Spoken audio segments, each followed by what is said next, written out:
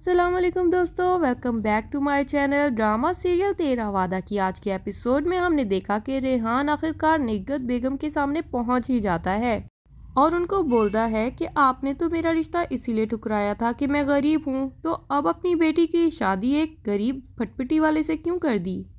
نگہت بیگم کہتی ہیں کہ بھئی اب تو اس کی شادی ہو چکی ہے، اب یہ باتیں چھوڑ دو، لیکن ریحان بھی اپنی ضد پہ اٹکا ہوتا ہے اور وہ کہتا ہے کہ میں اسے بھول جاؤں یہ ہو نہیں سکتا اور وہ مجھے بھول جائے یہ میں ہونے نہیں دوں گا۔ ادھر فائنلی ہانیہ کی رخصتی کا دن آ جاتا ہے اور وہ بھی فائنلی اپنی بھابھی کے خلاف ہو چکی ہوتی ہے اور وہ کہتی ہے علی بھائی میں آپ سے خفا ہوں، آپ اپنی بیوی کے پیچھے اتنا لگ گئے ہیں کہ آپ ہم سب کو ہی بھول گئے ہیں۔ علی بولتا ہے کہ بہن اب تیری رخصتی ہو جائے گی تو تجھے پتہ چل جائے گا کہ سسرال میں رہنا کتنا مشکل ہے اور میں سارا کا ساتھ کیوں دیتا ہوں، اور تو خواہش کرے گی کہ تجھے بھی میرے جیسا ہی ہسبینڈ ملے۔ سارا اپنی ماں سے بات کر رہی ہوتی ہے اور اس کے منہ سے پھسل جاتا ہے کہ آج ہانیہ کی رخصتی ہے اور نگہت بیگم کو تو ویسے ہی ہر معاملے میں اپنی ٹانگ اڑانے کا شوق ہے، تو وہ کہتی ہیں کہ یہ کیا بات ہوئی، نند کی رخصتی ہے اور تم شامل نہیں ہوئی، چلو میری علی سے بات کراؤ میں اس کو سمجھاتی ہوں۔ سارا کہتی ہے کہ علی تو وہاں گیا ہوا ہے، تو ماں اور آگ لگا دیتی ہے کہ بھئی وہ اکیلا چلا گیا تمہیں چھوڑ کے، یہ کیسا ہسبینڈ ہے۔ ادھر شایان کے فون پہ کال آتی ہے اور نگہت بیگم کال ریسیو کر لیتی ہیں۔ عائزہ دیکھتی ہے کہ ساسو ماں نے کال اٹھائی ہے تو وہ اپنا انٹروڈکشن کرانے لگ جاتی ہے کہ ماں جی میں آپ کی ہونے والی بہو ہوں۔ نگہت بیگم صاف انکار کر دیتی ہیں کہ تمہارے جیسی چلاک ترار لڑکی کو تو میں اپنی بہو مر کے بھی نہ بناؤں، میرا اکلوتا بیٹا ہے بہن، میں اس کی شادی اپنی مرضی سے کراؤں گی۔ پیچھے سے شایان آ جاتا ہے اور وہ ماں سے خفا ہو جاتا ہے کہ آپ نے ایسا کیوں کیا، میں یہ گھر چھوڑ کے چلا جاؤں گا۔ ماں کہتی ہے جانا ہے تو جاؤ، مجھے تڑیاں نہ لگاؤ۔ اب سین شفٹ ہوتا ہے ریحان پہ، جو امیر تو ہو گیا ہے لیکن بالکل اکیلا ہے۔ وہ اپنے بڑے سے بنگلے میں بیٹھا ہوا سوچ رہا ہوتا ہے کہ کیسے میری خالہ نے غریب ہونے کی وجہ سے مجھے ٹھکرا دیا تھا۔ وہ اداسی میں دل کے ہاتھوں مجبور ہو کے سارا کو کال کھڑکا دیتا ہے۔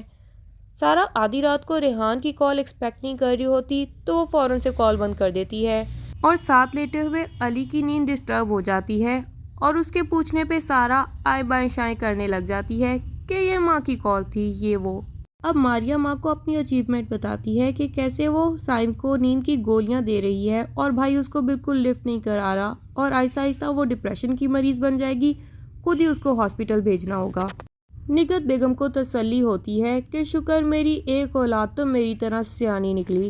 ادھر آیان عائزہ کو منانے آتا ہے تو عائزہ بولتی ہے پہلے اپنی ماں کو میرے لیے مناؤ پھر میرے پاس آنا بچے، کیونکہ میں تم سے شادی ہی اسی لیے کر رہی تھی کہ تمہاری بڑی ساری فیملی ہوگی، مجھے اکیلے نہیں رہنا۔ ہانیہ شادی کر کے آسٹریلیا جا چکی ہے اور وہ آسٹریلیا سے ماں کو روزانہ کال تو کرتی ہے لیکن ماں بولتی ہے کہ تمہارے جانے کے بعد گھر بالکل سونا ہو چکا ہے، اور پھر وہ شہیر سے کہتی ہے کہ بھئی اب تم اور بہو ہی مل کے گھر میں کوئی چھوٹی چھوٹی رونقیں لے کے آ سکتے ہو، نگین بیٹا تم ہی اپنا چیک اپ کرواؤ اور مجھے کوئی گڈ نیوز سناؤ۔ نگین یہ بات سن کے پریشان ہو جاتی ہے کیونکہ وہ تو اب کبھی ماں نہیں بن سکتی۔ دوسری طرف نگہت بیگم شایان سے کہتی ہیں کہ بھئی میں نے تمہاری شادی اپنی مرضی سے ہی کرنی ہے، اپنی بہو لاؤں گی اور پھر اس سے پنگے کروں گی۔ شایان بتاتا ہے کہ ماں عائزہ ایک امیر لڑکی ہے، میرے سے اچھی پوسٹ پہ ہے، اس کے پاس گاڑی بھی ہے، اور دوسری بات یہ کہ اس کی کوئی فیملی ہی نہیں ہے، وہ بالکل اکیلی ہے، وہ ہمیں ہی فیملی سمجھے گی، جاب بھی کرے گی اور گھر کے کام بھی آپ کے ساتھ کروائے گی۔ اب یہ ساری باتیں سن کے عائزہ تھوڑی تھوڑی نگہت بیگم کو بھی پسند آنے لگ جاتی ہے اور شایان خوش ہو جاتا ہے کہ میرا تیر صحیح نشانے پہ جا لگا۔ شہیر اپنی ماں کی گھر میں رونق لگانے والی بات کو دل پہ لے لیتا ہے اور وہ فٹافٹ سائم کو کال ملا دیتا ہے تاکہ دو دو بیویاں ہوں گی تو گھر میں زیادہ رونق لگی رہے گی۔ سائم جو کہ پہلے ہی اپنے بھائی کے ایٹیٹیوڈ سے ڈپریس تھی، اس کا دنیا میں بھائی کے علاوہ کوئی نہیں تھا اور وہ شہیر کے قریب تو آتی جا رہی تھی لیکن اس سے شادی کی بات سن کے وہ تھوڑی سی پریشان ہو جاتی ہے۔ ایک طرف آفس میں ریحان صاحب ہیں جو سارا کو ڈیلی پریشان کر رہے ہیں اور کوئی نہ کوئی بات کرنے کے لیے اس کو روک لیتے ہیں۔ اب تو سارا کا صبر جواب دے جاتا ہے اور وہ ریحان کو صاف منع کر دیتی ہے کہ میں ایک شادی شدہ لڑکی ہوں، میرے کریکٹر پہ کوئی بات آئے یہ میں برداشت نہیں کروں گی۔ لیکن ریحان بھی ہار ماننے والوں میں سے نہیں ہے۔ وہ نگہت بیگم کے پاس پہنچ جاتا ہے اور انہیں ہی کہتا ہے کہ جب آپ نے سارا کی شادی ایک غریب سے ہی کرا دی ہے تو میں اس کو ساری سچائی بتا کے ہی رہوں گا آپ کی۔